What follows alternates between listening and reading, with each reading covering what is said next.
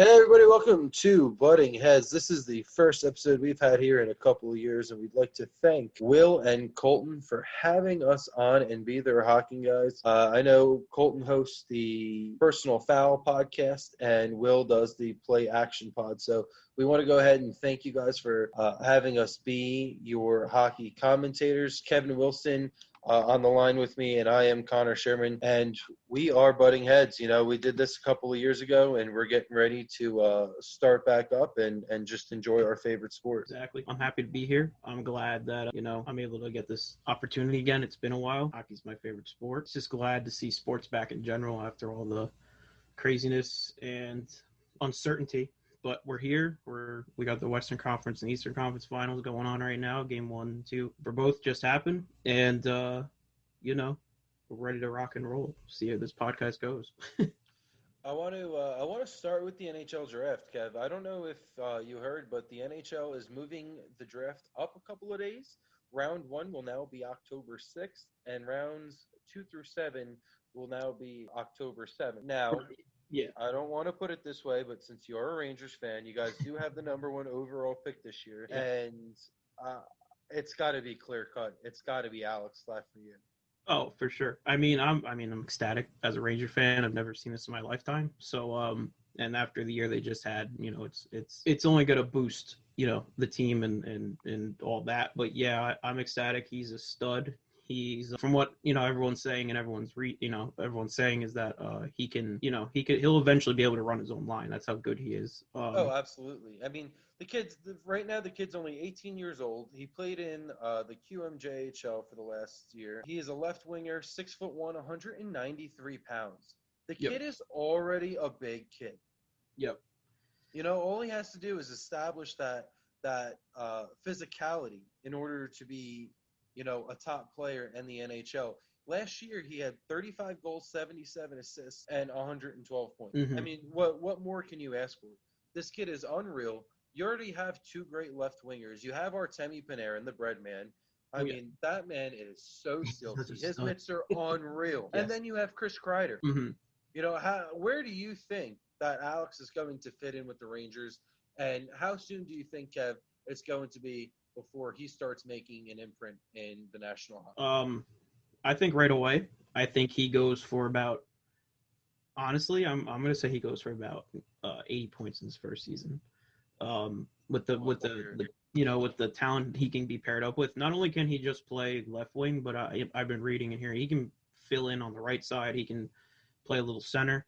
So you can mix and match and have so much different, line combinations. If you wanted to go top heavy with like Mika and him, Alex and Panarin as your first line, you could do that.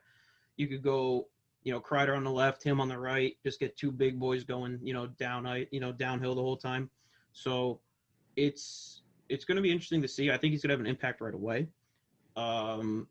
It's just, where are they going to put him? Are they going to actually, are they going to go like crazy with him right away? Because you saw, with Kako this year, they weren't really like pushing him too hard. You know what I mean? Like he didn't have the best year. He showed signs, and as disappointing as the playoffs were for the Rangers, he didn't look bad. He looked like he actually, put on some weight and in a good way during the break. So, it's just where you want to put him, how fast you want to push him, and I think he can make an impact right away. I'd put him on the top, one or the first or second line immediately. But I'm not the coach.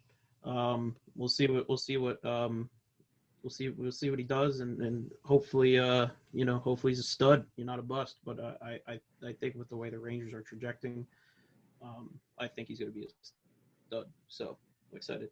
Yeah, and if I don't even think it's a matter of if, I think it's a matter of when they do pick Alex. How David Quinn is going to pair him, like you mentioned earlier, with all of these other players. I mean, and I already thought that the Rangers were a good team last year, without, even without Kako. And now you guys get the first overall pick. Like, that to me is incredibly wild. I personally thought that the Rangers were going to make a playoff spot with how hot they were going towards the end of the season before this whole COVID thing started. So Yeah. I just think that the Rangers are going to come out hot next season too. And Mika Zibanejad, what a stud and what a steal from the Ottawa Senators he was. Oh, that's unbelievable. Ottawa's lost so many players. Just like if you think about like how many players they've like traded or like for like almost like nothing. Like it's kind of embarrassing. Like there's an organizational standpoint, like the higher management's a disaster. um, but yeah, And I they mean, made the Eastern Conference Finals in 2016 against the Pens. yeah, that's what's the bet. It's incredible. Like that, it's insane how like bad they how bad they've been, how far they've dropped off. Um, I, it's it is what it is. They're in the rebuild right now, and I've heard rumors that they're trying to actually trade to get like trying to trade Brady Kachuk and get a higher pick. But I mean, I wouldn't touch Brady. I'd leave him in Ottawa. I wouldn't do anything with your young studs. Like you got to build from the ground up. It's you can tell the NHL is starting to become a lot younger, a lot faster. So why would you trade one of your studs or Exactly. could be studs And the Sens have the 5th overall pick. It's not even like they're way back there. I mean, yeah, exactly. second overall, I have Quentin Byfield going to the LA Kings. The Mm-hmm. kid is 17, Kev. 17 years old. He's 6'4", 215 pounds at 17 years old. Mm-hmm. The kid is unreal. The kid's going to be such a monster. He's everything that the LA Kings are looking for. He was in the OHL last year, 82 points in 45 games. Kid had 32 goals, 50 assists. Yeah, Where he's a he stud. Go ahead. He's a stud. Yeah, absolutely. He's got some, he just doesn't have the agility, as you noted, and he's got some wheels. But for hell yeah, I mean, how the LA Kings won those, 2 Stanley Cups. They were a big team. They're a grinded out team. They forecheck and defense, and he seems like one of those players that fits that LA Kings system and style of play. So it's only it's a great fit for them. I think the LA Kings are going to trade some pieces this offseason just to start the total rebuild with them because it's time. Like I could see Jonathan Quick might get traded, this offseason. Maybe I don't see Doughty right away, but I think eventually Doughty will get moved. So Maybe at the deadline next year or somewhere along the lines.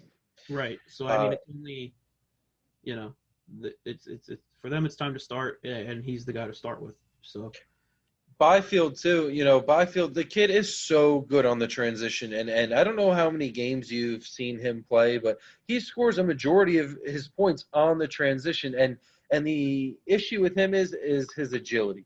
Like you mentioned, the kid is not the best figure skater in the world. He's not the best skater on the ice, but he is so fast, and he is so quick once the puck is turned over, and so good in the neutral zone that he can get the puck into the offensive zone and help his team get the, pucks to the net and even in the back of the net. right. I mean, you don't gotta have the best, agility. You don't have to be like the best skater. You just gotta. I mean, he's style plays, get to the net, body somebody, and then score. And that's all. When it comes to NHL, it's all about the flashy goals are nice, but what a lot of more times than not wins games is those dirty, in the goalie's face kind of goals. So he fits that style. All he's got to go is just skate, north to south and just, power his way to the net, and he'll be a perfect fit. So, it's talent. It's exciting. It's exciting to see all these guys come up and what these teams are going to do with them. So San Jose is supposed to have this 3rd overall pick here, right? And I'm hearing that Ottawa is going to get that pick. Does that sound right? Or Ottawa wants that pick? I believe so. Yeah. I mean, and the best European player in the draft. Sorry, I just blanked out here for a total second. The best European player in the draft. He's going to go 3rd overall, I think. He's 18-year-old. He's from Germany. You don't ever see players from Germany in the top 10 in the draft. Tim Stutzel. Kid is 6 foot, 187 pounds. I have him as the number 1 European player in the draft. I mean, I'm not going to argue with that. Only based off I haven't really done a ton of research on a lot of the players in the draft. So I mean, I haven't really looked at it too much. But I mean, if he's gonna end up like Draisaitl, then he could be a stud. But I mean, Draisaitl is one of those players that's just, So I mean, I really don't have much on him. Just gotta hope that he's a stud, and that either Otto or San Jose makes the right pick because they're both messes of an organization. I listen. I don't want to overlook Stutzel here, but I just gotta move on. I want to go to Detroit and I want to go to Ottawa. The numbers 4 and 5 picks in the draft. Mm-hmm. Detroit to me has to pick a forward. Detroit needs to pick a forward. They need somebody to score goals for them. And I think that the best player in the draft for them right now is Marco Rossi. He's a center, Right. but he's tiny. He's only 5'9", but he is 183 pounds. So the kid needs to grow and he needs to develop, obviously. But he is a great two-way forward, and he can play on your PK. He could lead your penalty kill and then go out and play on your power play as well. He played the last season in the CHL. Kev, 120 points in 56 games. Jeez. Kid scored 39 goals, 81 assists, good for 120 in just 56 games. Hey, Dylan Larkin needs some help, so obviously he Marco Rossi would probably start right away. I don't know where he gets put, within the 4 lines, but I mean, Dylan Larkin's got to be hurting right now. He's such a stud, and he's just, he gets no help. There's nobody to help him. Yeah, I don't have numbers, but I know like Dylan Larkin was like a minus like 20 something. Like it was insane. He scores, a good amount of goals. That just shows, they need the forward help, but I mean they need defense bad, and they're just, they're going through the pains of a rebuild. They traded a lot of guys this year, and they'll figure it out. Detroit's a great organization. They always seem to make the right choice when it comes to the management or players or a head coach. So if they draft him, I think he'll turn out to be a stud. They don't seem to get it wrong, so. Well, so listen here. I love that you just mentioned that they also need defense, because the 5th player in the draft, the number 1 defenseman I have in the 2020 NHL draft is Jamie Drysdale. And he could have either went 4 or 5. He still can go 4 or 5. Nothing is set in stone. Nobody has even said anything, along the lines of Detroit and Ottawa.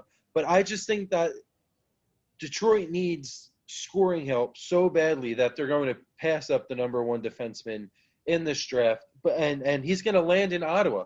Right. Drysdale is going to be sick. He is also an Erie Otter. He's going to be the second Otter that we're going to see in the draft. My number 1D in the draft. Kid has some silky mitts for being a defenseman. He's able to complete breakout passes that the Senators are looking for, where they are not getting any help. And I think he's going to just fit them so perfectly. The kid's 18 years old. He's 5'11", 170 pounds. And in 2019, he was an assistant captain of the team and scored 47 points in 49 games. What else can you ask for a defenseman? That's almost a point per game. That's literally just under a point per game. Yeah, I mean, he's going to be, who knows, maybe Detroit and the Senators do something crazy. They just swap picks. But I mean, they're both teams that need a ton of help. He's a stud defender.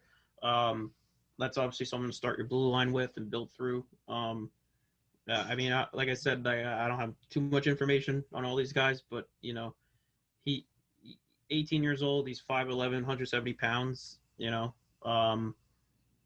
Maybe he'll have to grow a little bit, but he helped Canada in the WJC this year too, in the U20 team.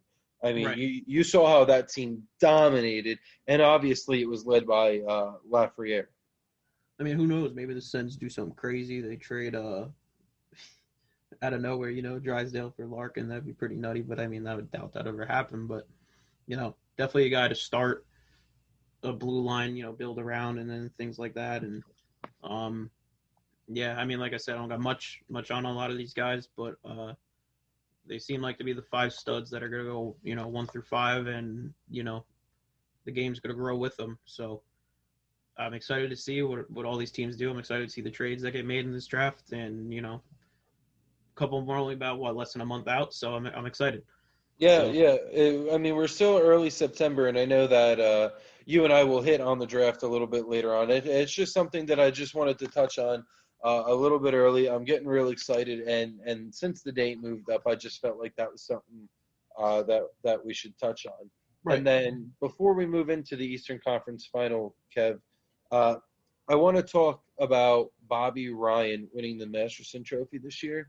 Hmm. He's a Jersey kid, just like you and I. Grew up in South Jersey, and what it took for him to overcome some of the addictions, the alcohol addiction that he battled this season, and to Right. come back and score a hat trick in his first game back.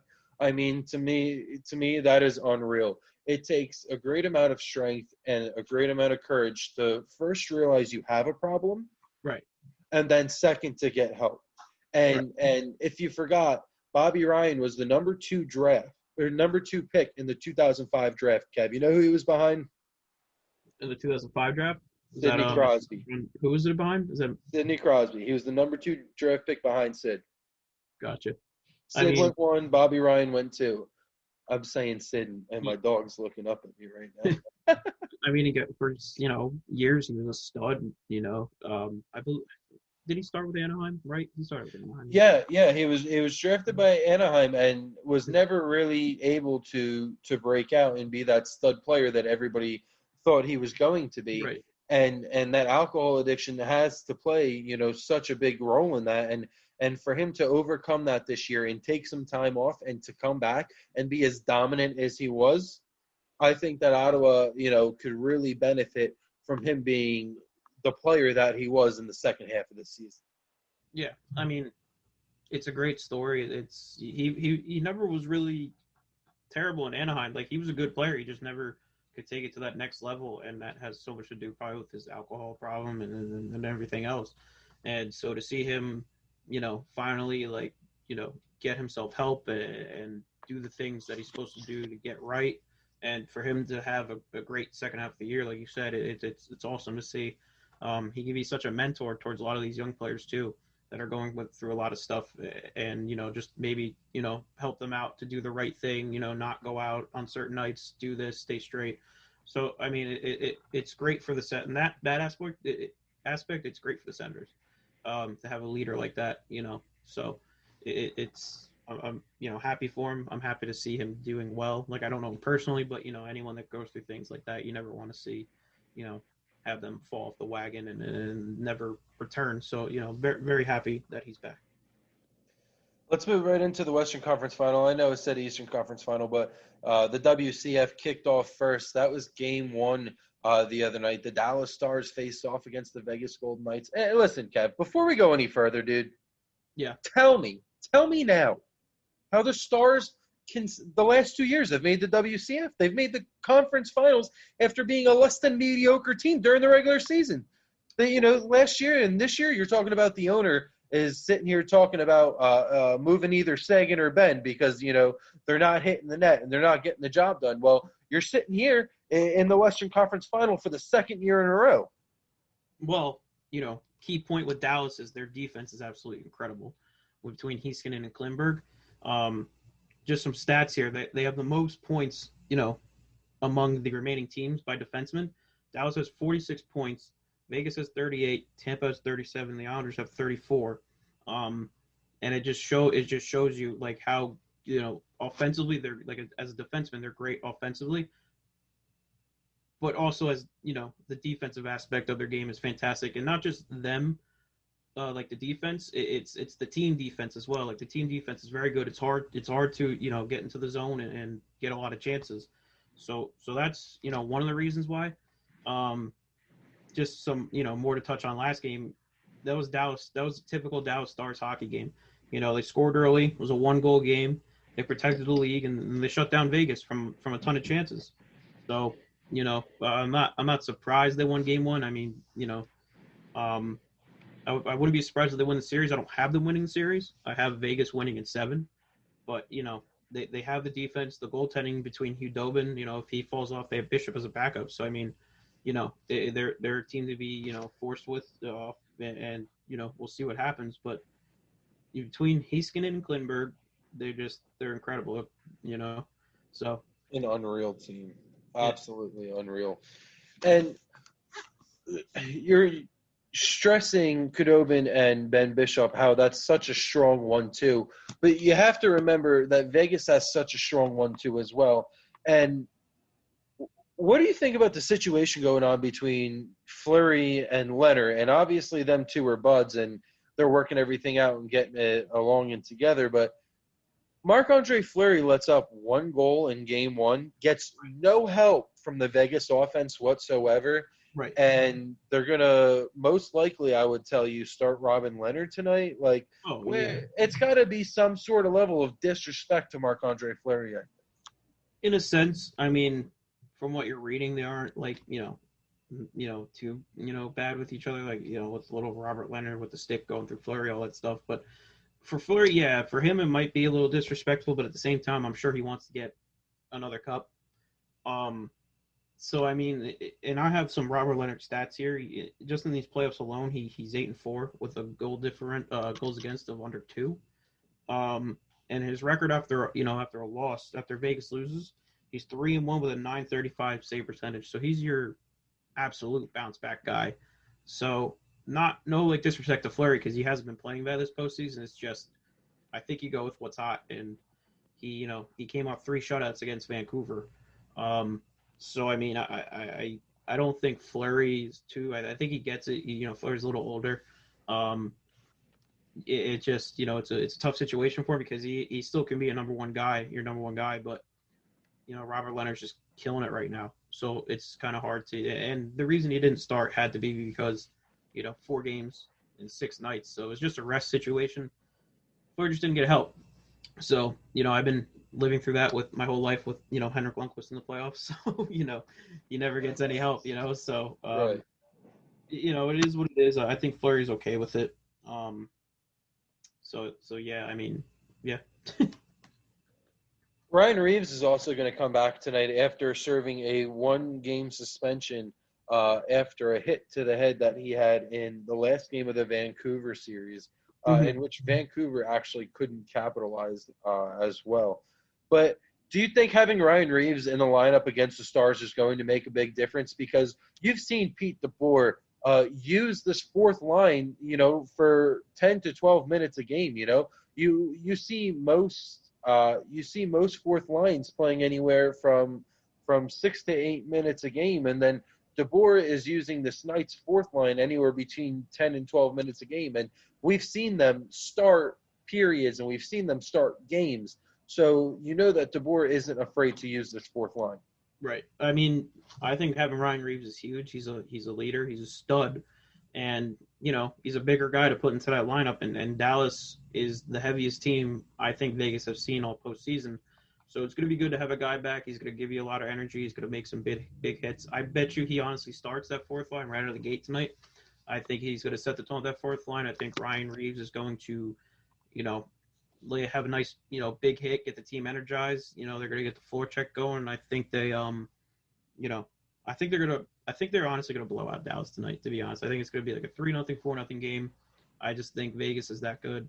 But yeah, having Ryan Reeves back is a huge plus for them.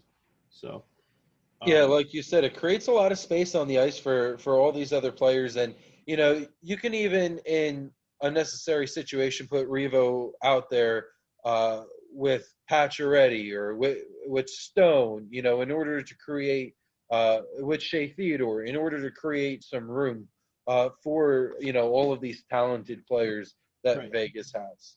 Right. So I think tonight Vegas comes back and wins.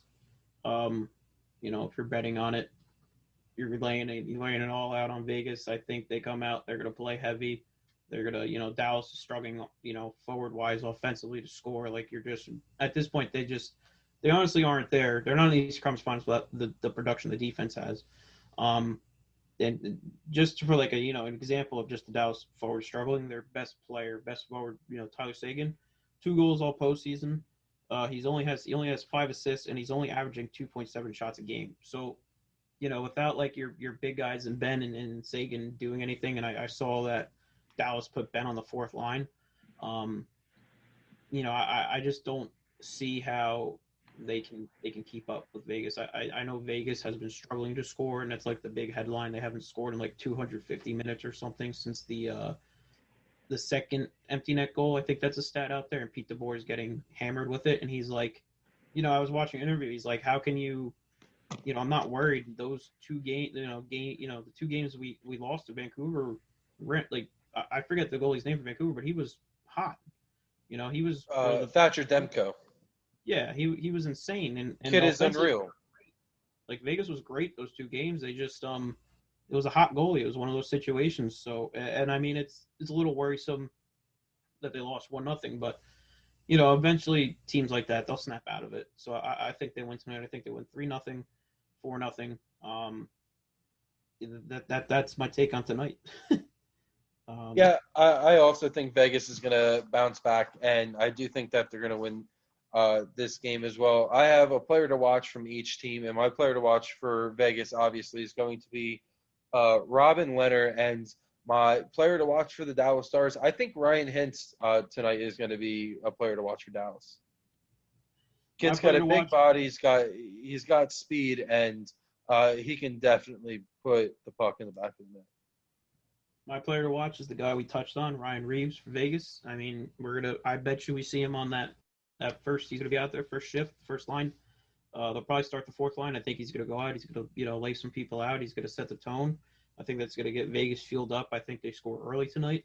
And my player to watch for Dallas has to be. I'm looking at Jamie Benn tonight. See if he can. He's on that fourth line. I want to see if he can. Get some production, get something going tonight. He's on the hitting line. He is a guy that throws his body around. So let's see if his leadership can help Dallas, get this win tonight instead of, just relying on the defense. And just to real quick touch on Dallas's defense, I have Miro Heiskanen and Klingberg stats. So this is how good they've been and why Dallas is here. Like Dallas's defense has 12 goals and 34 assists. Miro Heiskanen himself has 24 points. He leads all the NHL defensemen in the playoffs. He has 5 goals, 16 assists. And Klingberg also, 13 points, 3 goals, 10 assists, and he's 5th among NHL defensemen. And the craziest stat that I saw, Dallas, 51 of their 51 goals in the playoffs are with Heiskanen and Klingberg on the ice, which is kind of crazy. No way. Either if it was, Heiskanen, either Heiskanen or Klingberg, if they're on the ice, that's 51 of their 54 goals, and that's kind of crazy to see. Because that just shows you they build their offense through their defense. So, eventually I think that's going to come back to bite them, but we'll see. Heiskanen was a top pick in the draft a couple of years ago too, and he's just developed so well. And ever since he's been in the league, actually, the kid has just disrupted everybody he's played against. Right. So, yeah, I mean, I think Vegas wins tonight. This could be a back and forth. One team wins one game. Just back and forth completely. Who knows? But I think it goes 7. I think Vegas ends up on top. I just think they're more talented offensively. I think their offense is eventually going to break through. And we'll see. But I think Vegas has it tonight and the rest of the series. You want to talk about offenses breaking through, dude? Tampa Bay last night putting up 8 goals against the best defensive team left in the playoffs. I mean. When was the last time the Islanders let up 5-6 goals in a game? Ever since Barry Trotz came in, they're getting points on the board first, and then they're getting back and playing a defensive game, and that's how they're winning games. Right, and I actually think that you said the 5-6 goals. I actually think the last time, I think there was a random just stat that popped up on the television last night when I was watching the game, because I didn't watch the first 2 periods, but I saw all the highlights. I watched the whole third period. I think the last time they let up that many goals, I think it was like 1980 against the Flyers or something crazy like that. So, for this series, I think it all comes down to, is Tampa Bay really the dominant team? They've been showing it. They obviously struggled a little bit with Columbus. They ended up beating them. I think what was the series final, 4-2? 4-1. 4-1. But each game was a game. Like, they didn't blow them out or anything. And then Boston, they kind of handled. And they went into 5 overtimes against Columbus too. You got to remember. Yeah. So. I think it comes down to, is Tampa really the dominant team? Like, they showed. I mean, they've been showing it. The Islanders had chances last night. It's not like they were. Obviously, they were out of the game. They lost 8-2. But like Brock Nelson had 3 golden opportunities last night, and he just couldn't score.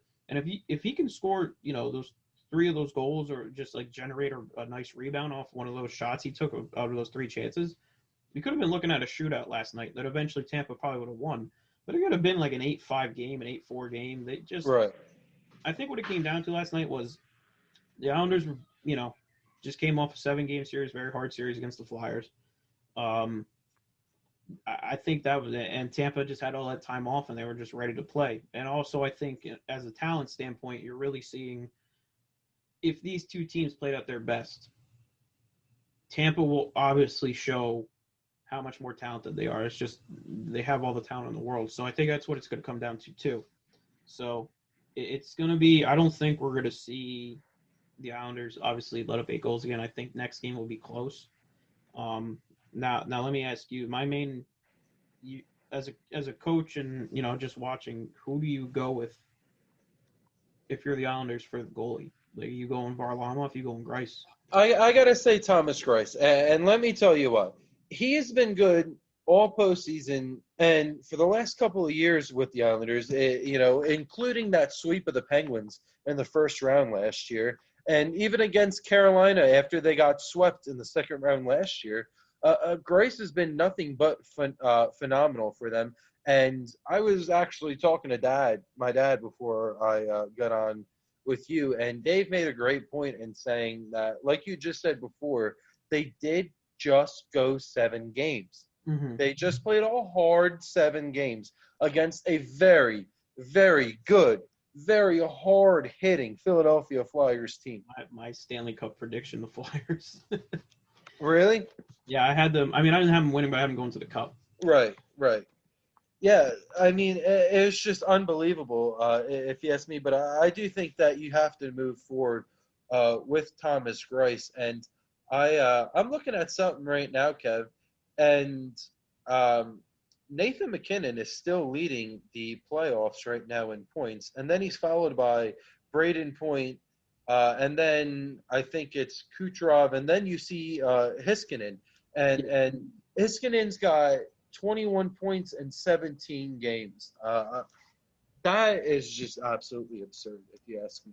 Right. And for the going back to the goaltending with the Islanders, so I have their stats from last game. I have Thomas Greiss. He only played 10 minutes. He had 9. He allowed 3 goals on 9 shots, and Varlamov played 49, allowed 5 goals on 25 shots. And I'm not obviously you can't blame them for all the goals because it was a slaughter from the beginning. I mean, you can just the opening goal, Braden Point just goes right around. I believe I forget who was it, Polak? He went right around. Yeah. He just you just see it there, like they're exhausted defensively. Like you can't really blame them. Obviously you got to make saves when you make saves, but like Tampa just played so well last night and just their pace was incredible and I honestly I think I actually go with Varlamov actually game 2 only because he's at least showed you he has been better in the playoffs rather than Thomas Greiss has. Even Greiss, he played really well in the regular season. I just think Varlamov, I think obviously the goaltending coach and Trotz have to get together, see if Varlamov's okay, if he's injured or not. He took a shot to the head, he took a shot right to the face. Right to the jaw. He was okay. Yeah.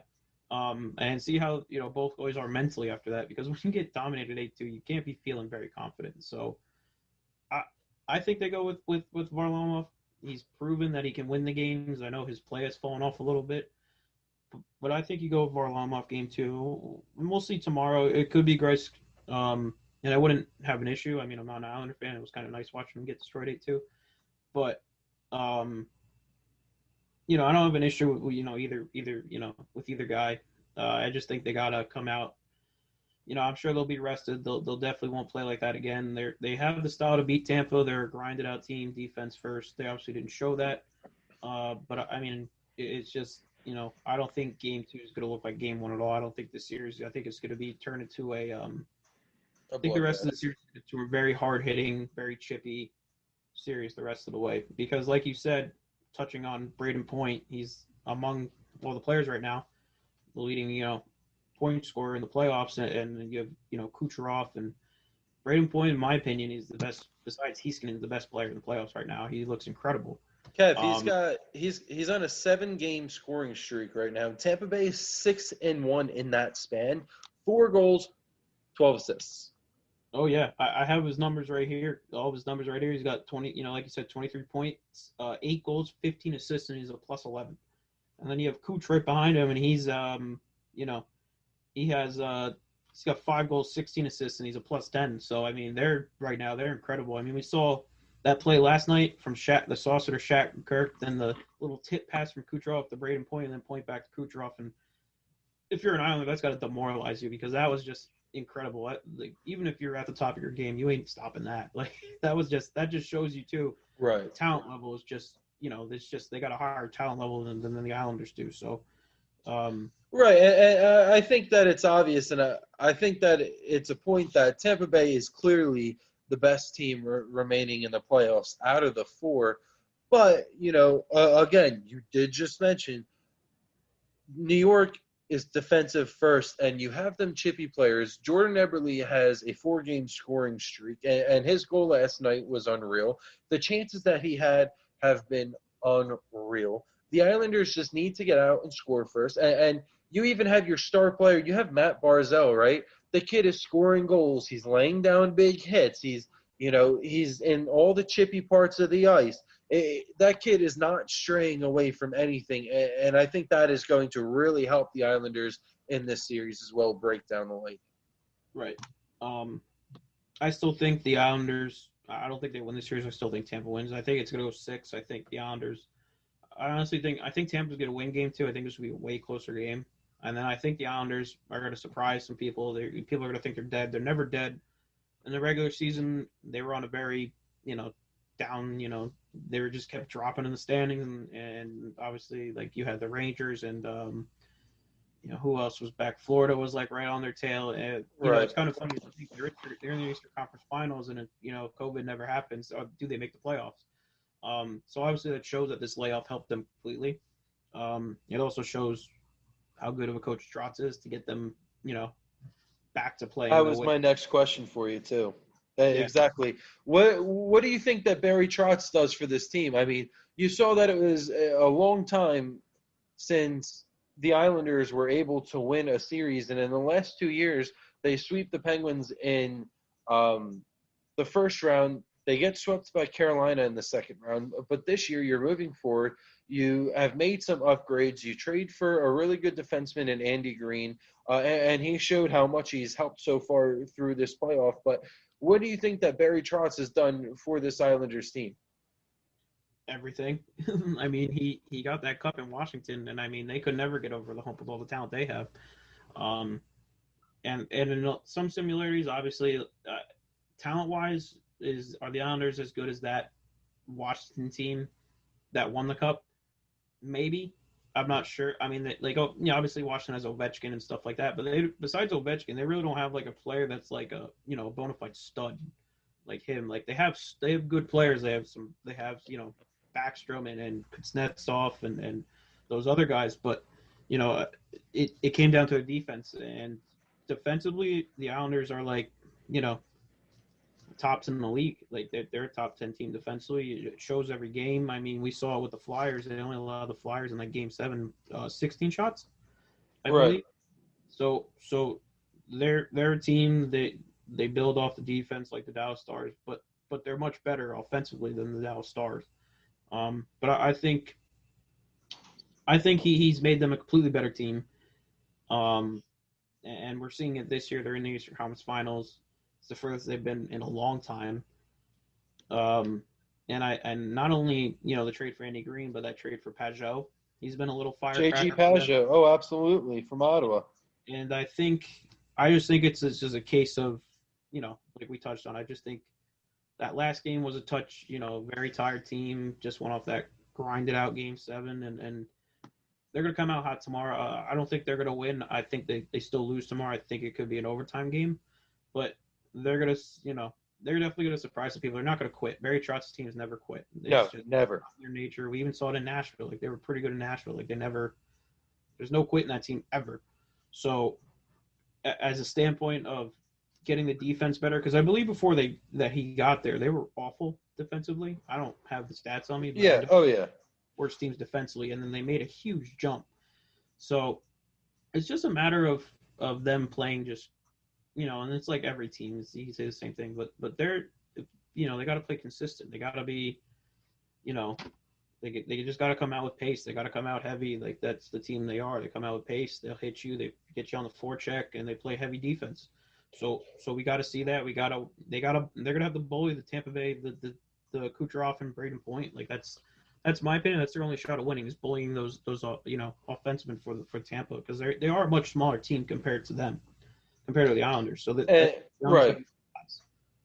But I mean, you also can't undermine the talent that the Islanders have either. Obviously, like we were just talking about. But yeah, regarding Tampa, I think that, but Tampa also has some size too. They have Ryan McDonough. They did take Kevin Shattenkirk.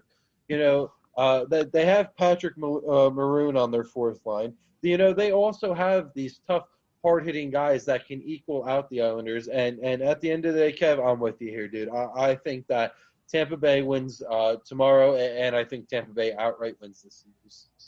Yeah, and it's just going to come down to, I think, talent, because it's not going to come down to, obviously both teams want it. They're going to show all the heart in the world to try to win this series, but it's just going to come down to that talent gap.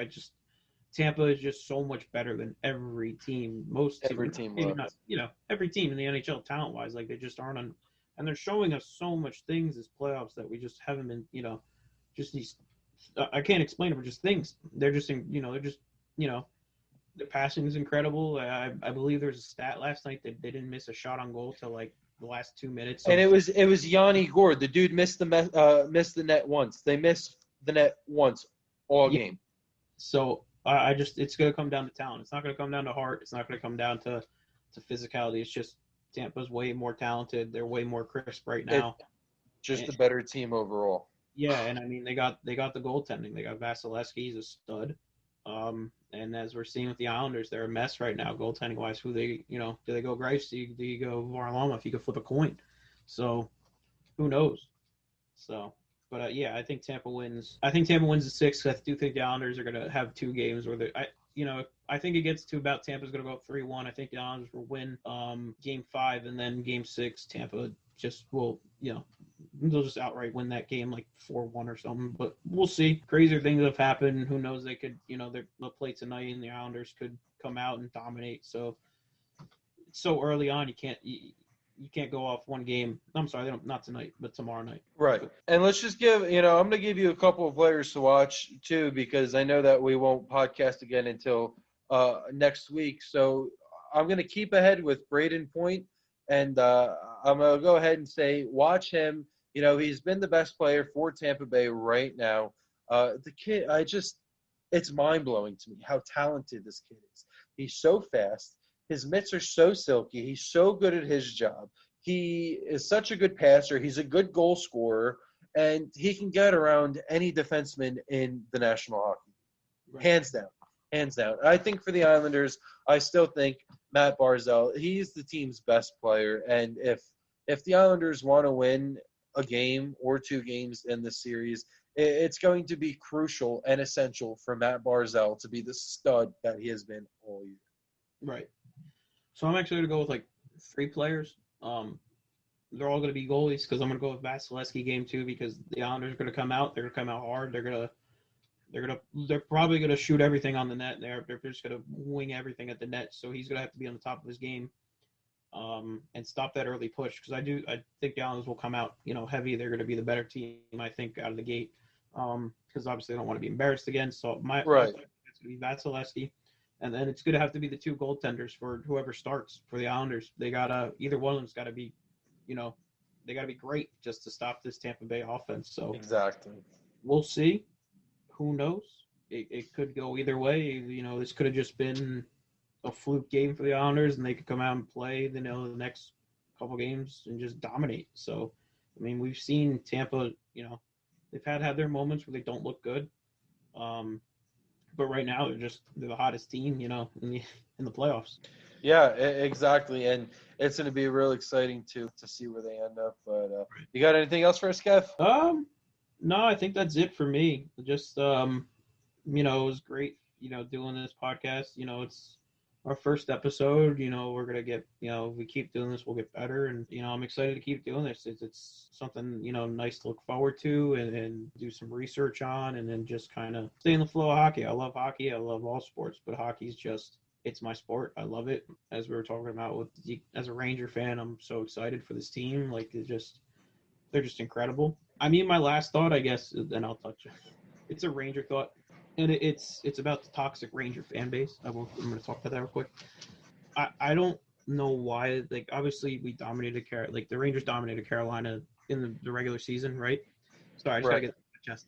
I don't know why they thought a lot of the fans thought that the Carolina was just gonna like roll over and die. Like they thought because you're going off 4 games, and yeah, they were great, but the Rangers were hot. They were so hot, and that layoff killed them. And I mean, sure, when I saw Carolina, was I licking my chops? Absolutely. But also you got to be a realist and be like, Carolina I think a lot of people forgot Carolina just went to the Eastern Conference Final last year. Like, they know what they're doing. Rob Brind'Amour's a great coach. They have so much talent. Like, they had the best defense in the league moving into the playoffs too. You got to remember that was the best. That was my number 1 defensive team in the NHL playoffs. Oh, absolutely. And for as a Ranger fan, you got to be a realist and be like, you got to think like, yeah, they were great this year, but you saw like when they were good, they were playing every day. There wasn't a lot of layoff. They're a young team. They needed. They obviously they didn't start out the year well, but you saw they just got better, and with more games, they just kept playing and playing so much better. So I was just, I was annoyed with the toxic Ranger fan base, because I know they're out there, and every fan base has toxic fans. But when you're on social media and you see it, and you want to lose your mind. But you just gotta. It's a learning experience. Like they got the playoff experience. They're a young team. They're only gonna get better.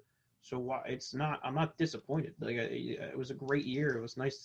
It's nice to see David Quinn's a pretty solid coach. I think. I don't know why everyone hates him, because I guess he just loves Brandon Smith so much. But what are you gonna do? Like so I just want to get that off my chest. I know it's just a random segment we're about to end, but I had to get it off. No, but it's completely valid too, and I think that a lot of the Rangers fans, obviously, I'm from that area too, so all the kids that I follow on Twitter, they're all Devils and Rangers fans, and everybody just thought Carolina was going to be so easy, and Carolina has just had that attributed to them, I guess. It would be the best way to say that, for the last couple of years, until they've really come out and have been dominant since Rod Brind'Amour has been their head coach. I think you're absolutely right.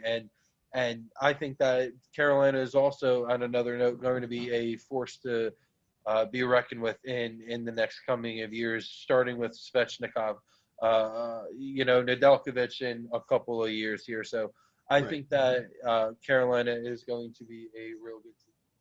Absolutely. They're one of those teams that Boston's the team they got to beat. They got to get better to beat, it seems like, because it's been 2 years in a row now. They've just been dominated by Boston. Boston walks all over them.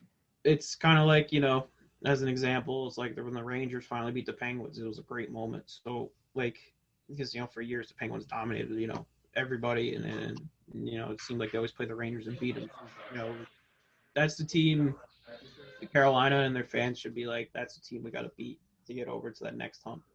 So it's going to be fun to see. They're going to probably get a little bigger. I feel like that, it's such a random thing. We're talking about Carolina now. We were just talking about these, all this stuff, but they're going to be a lot better. They're going to get a lot bigger, and they're going to make some trades and get super talented. So they have a lot of trades to make too, because if you have Trevor Van Riemsdyk as part of your defensive core, and he's sitting because he is not good enough to make your top 6, you have to remember this kid has won 2 Stanley Cups with Chicago. He was part of 2 of the Stanley Cups, with the Blackhawks, and now he's not even in your top 6. Right. You have to move him, and you're gonna get a nice, you're gonna get a second round pick or a third round pick for him. I not even third round pick. Scratch that. They're gonna get at least a second round pick for him. He's just been unreal for Carolina. And if you want to look at teams that trade for a goalie, I think they're the team that's gonna that. Reimer's good, but he's not great. And I forget his name. Mrazek. I mean, he's another one. Like they're good goalies, but I don't think they're starters. I think they make a trade for a goalie too. And Travis Van Riemsdyk could be part of that deal for whoever they trade for. Absolutely. All right, Kev. We'll meet up and we'll continue with this next week. Just want to go ahead and one more time tell you guys that you're listening to Butting Heads. Connor Sherman sitting here with Kevin Wilson. We do want to thank Colton and Will for giving us this opportunity to get back behind the mic and talk about hockey. Yeah, thank you guys. Appreciate that. Even though I don't really know you guys very well, but appreciate it. For whoever listens, thanks for listening, and then we'll get better. It's the first podcast. We're gonna do some more things. It's gonna be fun. So, everyone have a good week. Enjoy the great hockey, and we'll see you next week.